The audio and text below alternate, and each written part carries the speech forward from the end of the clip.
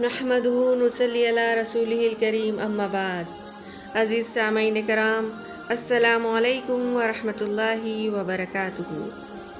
آج میں آپ کو اللہ کی رحمت اور اس کی وسعت کے بارے میں بتانا چاہوں گی کہ اللہ تعالیٰ کس قدر رحمان اور رحیم ہے، اور بندہ گناہ کرنے کے بعد جب معافی مانگتا ہے تو اللہ تعالیٰ کس طرح سے اسے معاف کر دیتے ہیں۔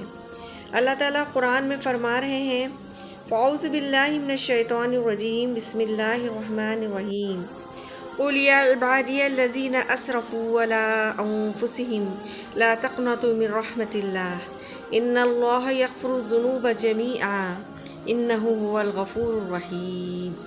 تم فرماؤ اے میرے بندو، جنہوں نے اپنی جانوں پر زیادتی کی، اللہ کی رحمت سے مایوس نہ ہونا، بے شک اللہ سب گناہ بخش دینے والا ہے، بے شک وہی بخشنے والا مہربان ہے۔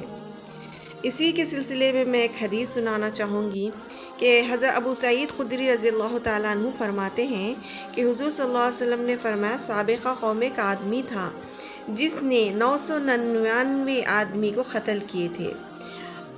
اس کو اس بات کی ندامت ہوئی، اس نے شرمندہ ہوا، اس نے لوگوں سے روئے زمین کے سب سے بڑے عالم کا پتہ معلوم کیا تو اس کو ایک راہب کا پتہ بتایا گیا۔ چنانچہ وہ اس کے پاس گیا، اس سے کہا کہ اس نے 999 آدمی قتل کیے ہیں، کیا اس کے لیے توبہ کی کوئی صورت ہے؟ اس راہب نے کہا کہ نہیں۔ یہ سن کر اس نے اس کو بھی قتل کر دیا، اس طرح 100 کا عدد پورا کر دیا۔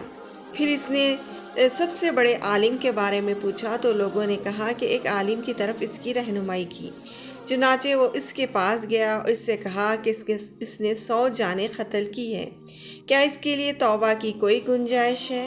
اب دیکھیے، پہلے والے نے تو اس کو کوئی امید نہیں دلائی تھی، لیکن اس دوسرے عالم نے اس کو مایوس ہونے نہیں دیا، بلکہ اس کو امید دلائی اور کہا بالکل ہے، اور اس کے اور توبہ کے درمیان بھلا کون حائل ہو سکتا ہے؟ کون تمہاری توبہ کو روک سکتا ہے؟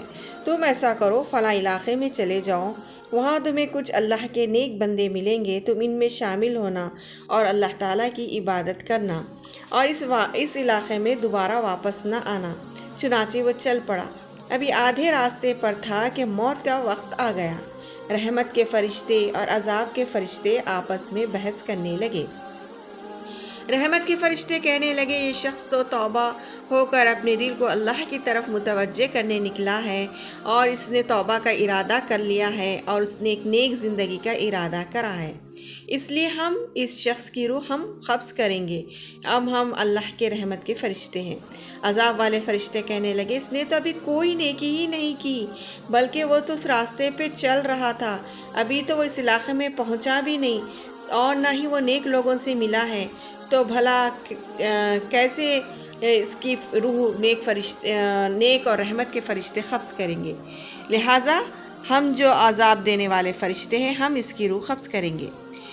اللہ تعالیٰ کے حکم سے ایک فرشتہ انسانی صورت میں آیا، اور اس نے ان کے درمیان فیصلہ کرتے ہوئے کہا، تم دونوں زمینوں کے درمیان کا فاصلہ ناپو، جس طرف کا علاقہ زیادہ قریب ہوا اسی کا حکم لگایا جائے گا۔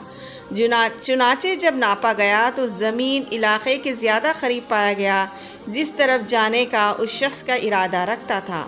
چنانچہ رحمت کے فرشتوں نے اس کی روح کو قبض کیا۔ سامعین کرام، اس واقعے سے یہ ہم اخذ کرتے ہیں یہ بات کہ اللہ کی رحمت سے کبھی مایوس نہ ہونا چاہیے۔ جب بندہ گناہ کر کے اللہ تعالیٰ سے سچی توبہ کرتا ہے، توبۃ نصوح کرتا ہے، تو اللہ تعالیٰ اس کے سارے گناہوں کو معاف کر دیتے ہیں، اور اللہ تعالیٰ اس کو بخش کر جنت کی طرف لے جاتے ہیں۔ تو عزیز سامعین کرام، آج سے ہم عہد کریں گے کہ ہم جب بھی گناہ ہو جائے فوراً توبہ کریں گے، اور اللہ کی رحمت سے کبھی مایوس نہ ہوں گے، نہ ہی اپنے کسی دوست کو کبھی مایوس ہونے نہیں دیں گے۔ جس طرح یہاں پر ایک راہب نے اس کو مایوس ہونے نہیں دیا، بلکہ اس کو امید دلائی کہ تم اللہ کی رحمت سے مایوس نہ ہونا، بلکہ تم اللہ کی ذات سے قوی امید رکھو، تو اس کی امید سچی ہوئی، اور اللہ تو امید توڑنے والا نہیں ہے۔